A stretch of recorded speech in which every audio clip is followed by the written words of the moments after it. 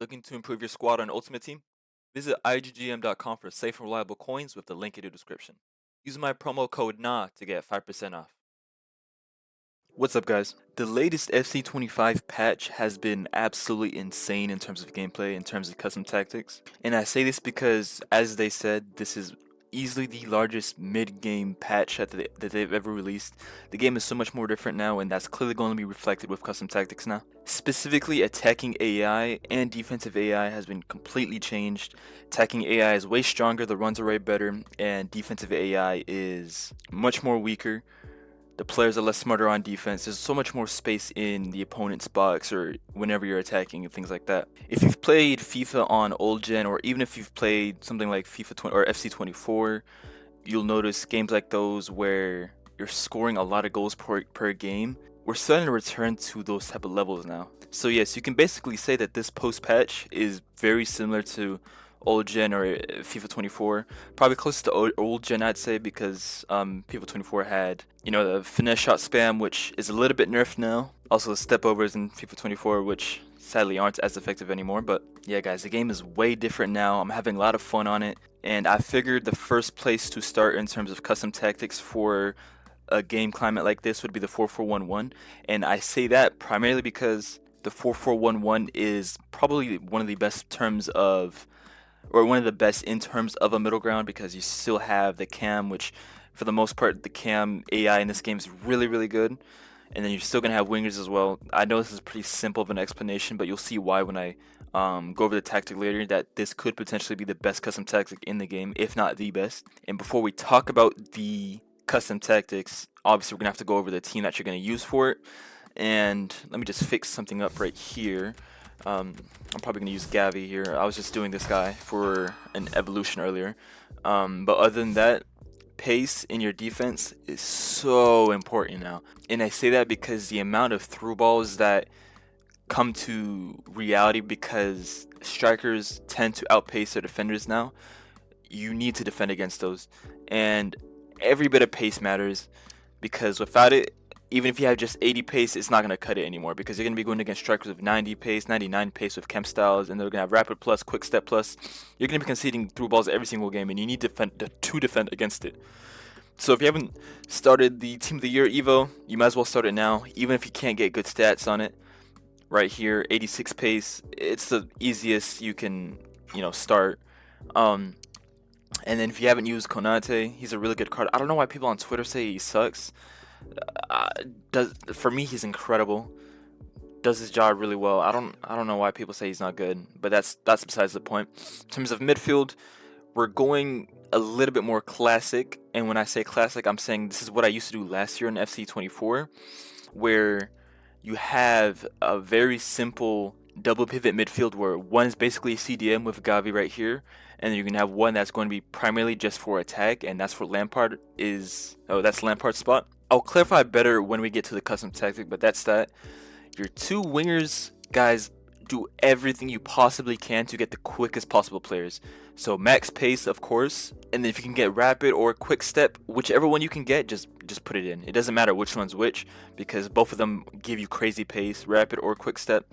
Vinny right here is insane post patch. He just gets by everybody. And with Neto, I mean, I was using him primarily because I'm a Chelsea fan, so the sentimental value is obviously there, but he's not as good because, one, they've nerfed finesse shots like I said, and two, he doesn't have that rapid plus or that quick step plus, and his pace is also not that good to begin with, even though I have a hawk on him. So like I said, if you can get someone with as the maximum pace you can get and quick step plus or rapid plus, you're going to be doing really well.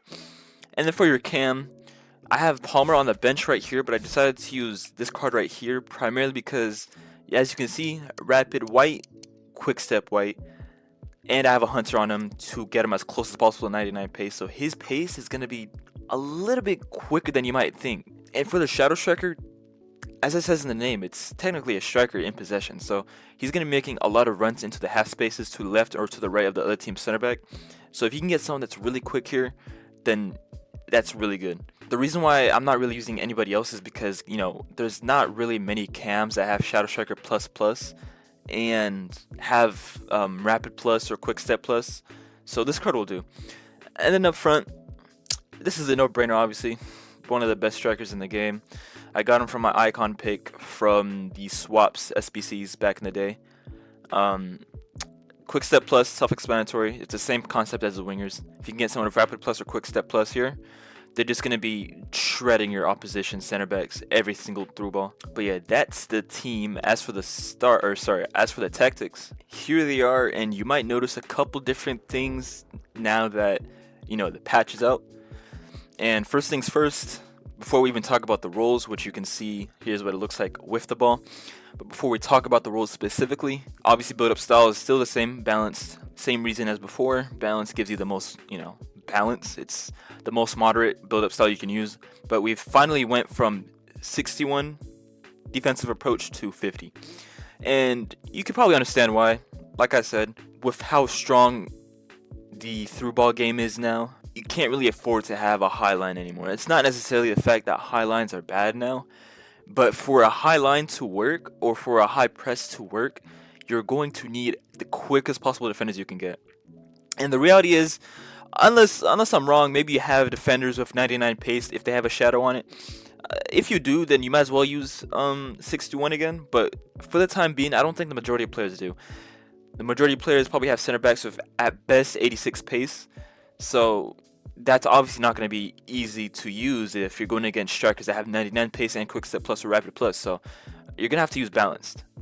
And if you don't use balanced, you can obviously still make do with 61 depth. I wouldn't go any higher than that. However, the issue with that, you're going to have to be really, really proactive in terms of defending. You're going to have to track runs. It's going to be a pain in the ass. I was trying to make it work and it was hard. I'm going to be honest. You need 99 pace defenders at this point in the game. Or at least with to have a high line.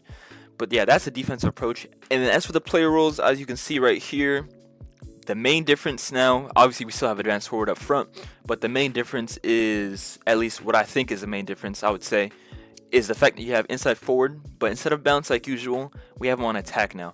And that's a major change, and the reason why we're doing that is because the major difference between, as you can see on the zone on the map right there, you can see the difference between balanced and attack. Balanced is more so for the sake of giving it a passing option.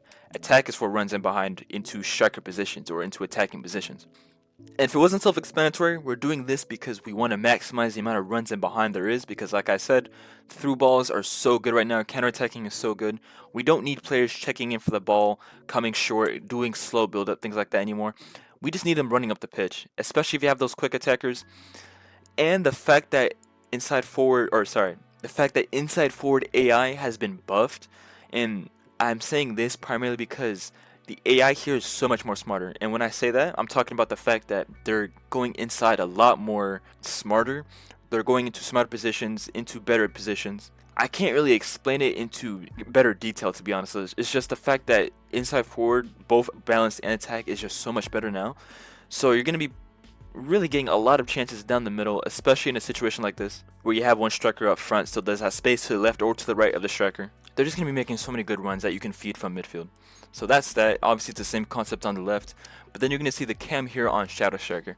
And if you've seen in previous videos where I have attacking wingers, I would always use Playmaker right here. And obviously, you can still use Playmaker right now, because the one thing with a formation like this is that Playmaker and Shadow Striker are always going to be OP. However, we're using Shadow Striker for the same concept as the wingers, just we need runs up. We don't need slow build up anymore. We don't need to slowly progress the ball anymore. The game is, it's not the same game anymore. It feels like you're playing basketball at this point with how prevalent attacking is right now. Everyone's scoring goals. All my games are ending in crazy scorelines like 8-5, 9-6, all this nonsense. So your goal right now is to outscore your opponent, not control the game. That's just how it is now. So Shadow Striker, they're gonna be making a lot of runs in between your wingers and your striker. So in the space between, they're gonna be making runs. And the good thing about that is when that's the case, let's say my cam right here, he drifts off to the left between Vini and Ronaldo, or R9. Vini's not gonna run into that space anymore because one, the AI is proactive, and what I mean by that is, if your cam makes a run here, Vini can't make a run there because there's no space for him there. So he's going to drop a little bit under, closer to Lampard basically, in order to basically help your cam for the pass. So once he makes runs to the left, your left winger or your left mid is going to turn into the player that feeds that pass, and the same concept applies to the right. So Shadow Striker is going to be really good, especially if you can get the ++ on here and your two wingers, because they're going to be cooperating really well. They're going to have a big chemistry on the pitch, and you'll notice that when you play. Now, playmaker, Lampard, your second midfielder. Now, this is a huge thing that I used to do last year as well. I would always have one midfielder covering, and then I would have one midfielder bombing into the box.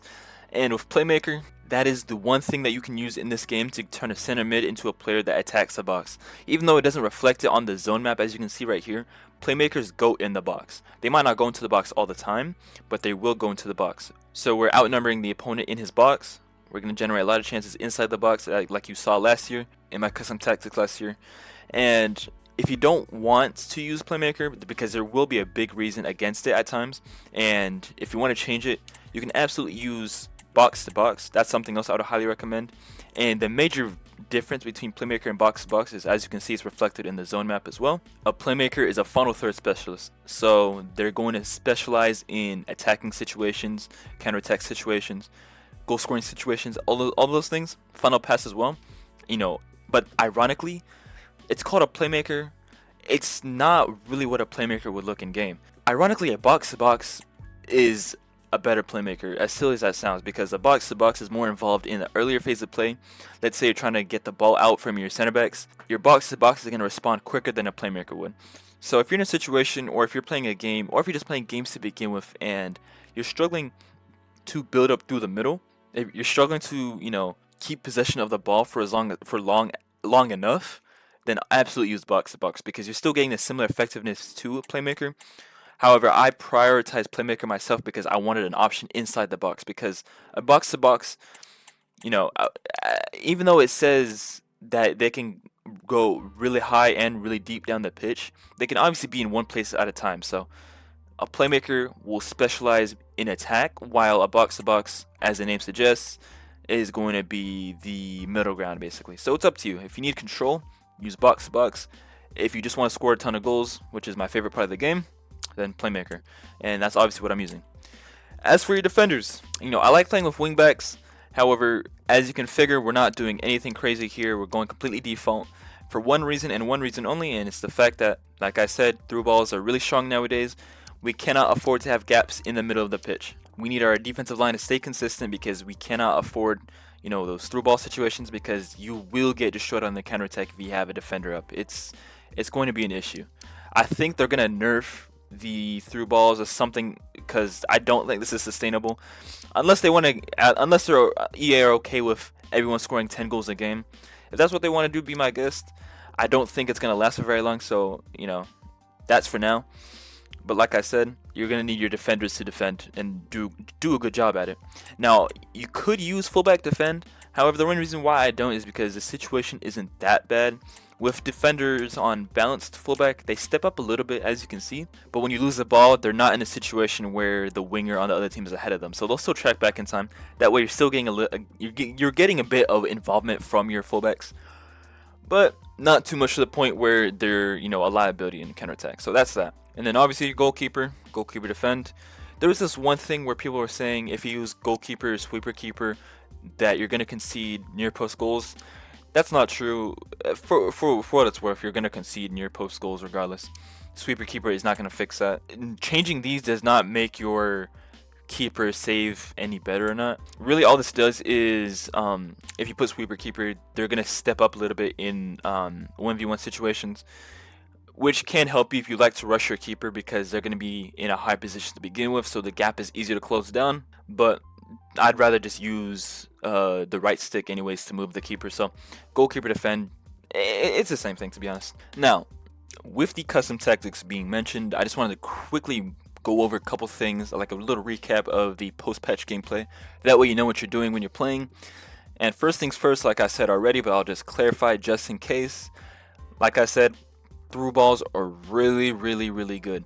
So if you can get a player with incisive pass in your midfield, or just passing play styles to begin with, you will notice that so much.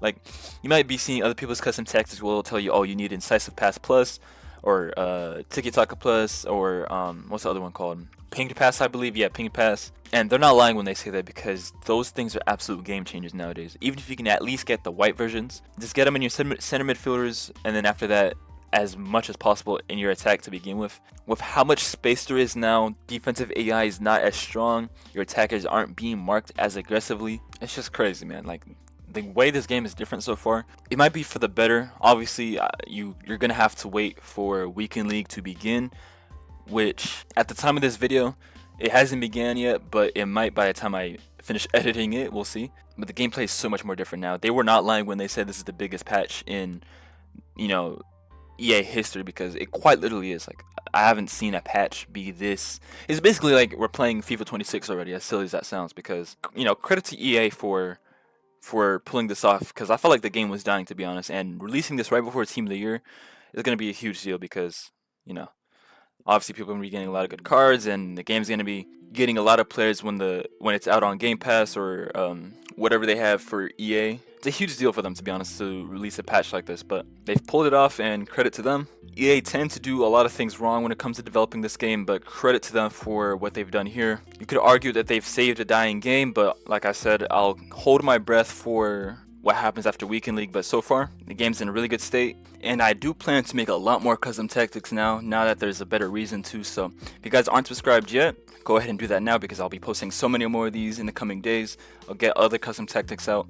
Just let me know in the comments what formations you want prioritized, because obviously I have to redo all the custom tactics that I've worked on in the past. So 4-2-1-3, all these custom tactics, they're gonna need to be looked at again. I'll be sure to do that. Just let me know in the comments what I should do first. And for the time being, until then, that's all.